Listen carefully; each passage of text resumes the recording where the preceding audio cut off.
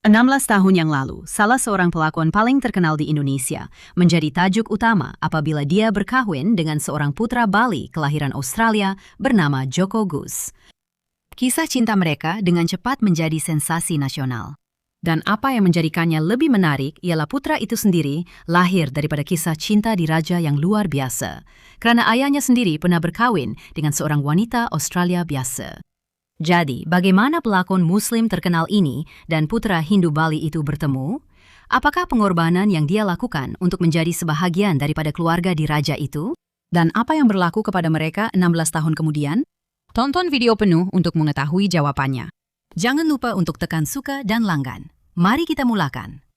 Lama sebelum putra Cak Gus bertemu dengan Happy Salma, satu lagi kisah cinta yang luar biasa telah pun mengubah takdir keluarga dirajanya. Ia berlaku pada tahun 1977. Seorang guru tadika berusia 23 tahun dari Sydney bernama Jane Gillespie tiba di Ubud, Bali untuk bercuti bersama keluarganya. Di hotel tempat dia menginap, terdapat sebuah kumpulan teater kanak-kanak yang diketuai oleh seorang lelaki muda yang kacak. Namanya ialah Putra Raka Kertiasa, seorang ahli keluarga di Raja Ubud. Jane terus tertarik kepadanya. Semasa mereka meluangkan masa bersama, mereka mendapati mereka mempunyai banyak persamaan, dan apa yang bermula sebagai perbualan ringkas, dengan cepat bertukar menjadi percintaan yang penuh semangat. Tetapi seperti banyak kisah cinta percutian, masa mereka bersama akhirnya berakhir, dan Jane kembali ke Australia.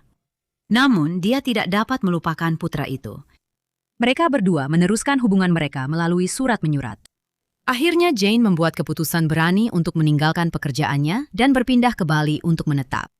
Tidak lama selepas kepulangannya, putra Raka melamarnya dan dia menerima tanpa ragu-ragu. Hubungan mereka menarik banyak perhatian pada masa itu karena jarang sekali seorang putra Bali berkawin dengan wanita asing. Selepas perkawinan mereka, pasangan itu dikurniakan 3 orang anak. Anak sulung mereka ialah Cok Gus yang lebih dikenali oleh rakan-rakan baratnya sebagai Max. Max menghabiskan sebahagian besar zaman kanak-kanaknya di Sydney, di mana ibu bapanya telah berpindah untuk memberikan pendidikan barat kepada anak-anak mereka. Tetapi dia sentiasa merasakan ikatan yang mendalam dengan Bali. Akhirnya, ketika remaja, keluarganya berpindah semula. Sekembalinya ke Ubud, dia membina kehidupan yang tenang mengikut kehendaknya sendiri. Dia menjadi seorang juru gambar dan membantu menguruskan restoran dan rumah teh terkenal ibunya, Biku. Dia juga mula sangat meminati luncur ombak, dan melalui minat inilah dia akhirnya bertemu cinta sejatinya, Happy Salma. Pada masa itu, dia merupakan salah seorang bintang televisyen yang paling disayangi di Indonesia. Happy Salma memulakan kerjayanya sebagai model sebelum beralih ke bidang lakonan, di mana dia muncul dalam pelbagai film dan sinetron. Ketika dia melawat Bali pada tahun 2006, Happy Salma sudah menjadi salah satu wajah yang paling dikenali di Indonesia. Mereka berdua bertemu melalui seorang rakan bersama ketika meluncur di pantai-pantai selatan Bali semasa salah satu percutian Happy. Tetapi yang menariknya, hubungan mereka tidak terjalin serta-merta. Sebenarnya, mereka tidak serasi pada mulanya. Happy Salma sendiri kemudian mengakui bahwa Jok Gus pada asalnya bukanlah jenis lelaki idamannya, dan dia juga tidak tahu pada mulanya bahwa dia berasal dari keluarga diraja. Jok Gus pula, sebaliknya, tertarik kepada personaliti dan kecerdasan Happy Salma, bukannya kerana kemasyhurannya sebagai seorang pelakon. Namun, apabila mereka meluangkan lebih banyak masa bersama, mereka mendapati banyak minat yang sama, dan tidak lama kemudian mula menyukai antara satu sama lain. Pasangan itu bercinta selama kira-kira 3,5 tahun sebelum memutuskan untuk berkahwin. Tetapi ada satu cabaran besar di antara mereka. Happy Salma beragama Islam, manakala Cak Gus beragama Hindu. Selain itu, tradisi diraja mengharapkan beliau berkahwin dengan wanita bangsawan dari kasta yang sama. Sebaliknya, beliau memilih bukan sahaja wanita di luar kastanya, tetapi juga dari agama yang berbeza sama sekali. Keluarga Happy Salma sangat tidak gembira dengan keputusannya untuk berkahwin dengan lelaki Hindu, walaupun dia seorang putra raja. Sementara itu, keluarga Max kurang terkejut, karena ia mengingatkan mereka tentang masa lalu mereka sendiri. Akhirnya, Happy Salma memutuskan untuk memeluk agama Hindu demi bakal suaminya dan menerima kepercayaannya. Pada 3 Oktober 2010, pasangan itu telah berkawin dalam satu majelis perkawinan di Raja Bali tradisional di Bali. Ia merupakan salah satu majelis perkawinan yang paling menakjubkan dan paling banyak diperkatakan di Indonesia dalam beberapa tahun kebelakangan ini. Lebih daripada 2.500 tetamu hadir, termasuk pendeta tinggi, diplomat, tetua kampung, dan anggota keluarga besar diraja dari seluruh Bali. Majelis perkawinan itu mengikut ritual tradisional Bali, termasuk upacara kesuburan. Pasangan itu berjalan mengelilingi sambil memegang persembahan, dan pengantin lelaki secara berseloroh mengetuk pengantin perempuan dengan ranting sebagai sebahagian daripada ritual tersebut. Happy Salma juga duduk di atas sebiji kelapa pada salah satu peringkat upacara tersebut. Menurut kepercayaan tempatan, ritual ini bertujuan untuk memberkati wanita dengan kesuburan dan kemakmuran dalam perkawinan.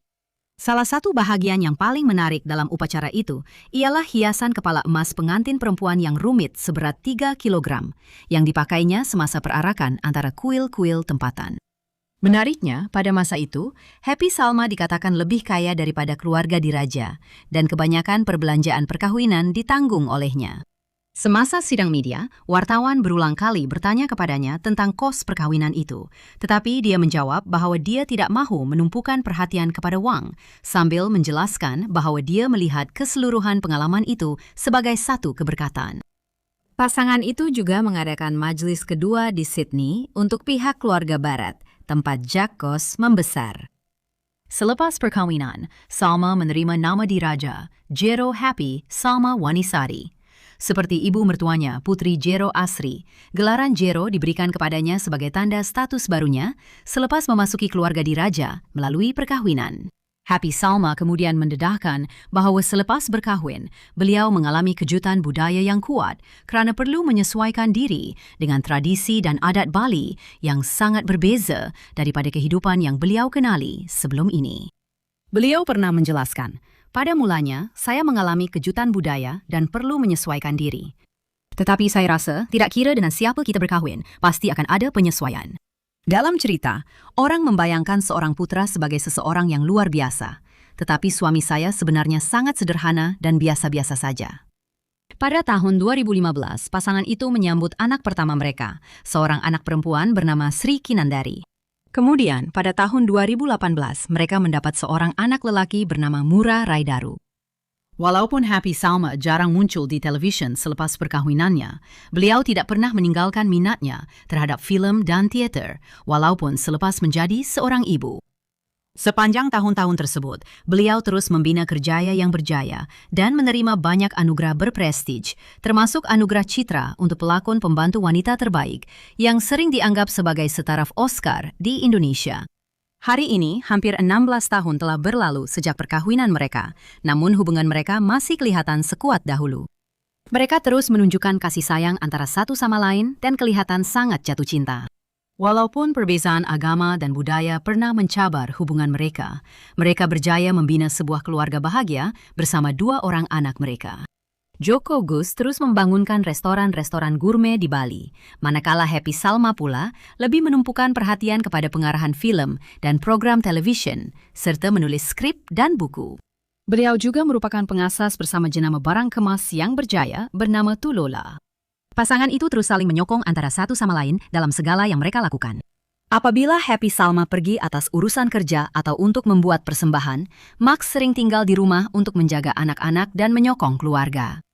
Dalam hampir 16 tahun, perkawinan tidak pernah ada satupun skandal besar, kabar angin, atau kontroversi umum yang melibatkan hubungan mereka. Sepanjang tahun-tahun bersama, mereka telah membina kehidupan keluarga yang kukuh dan stabil.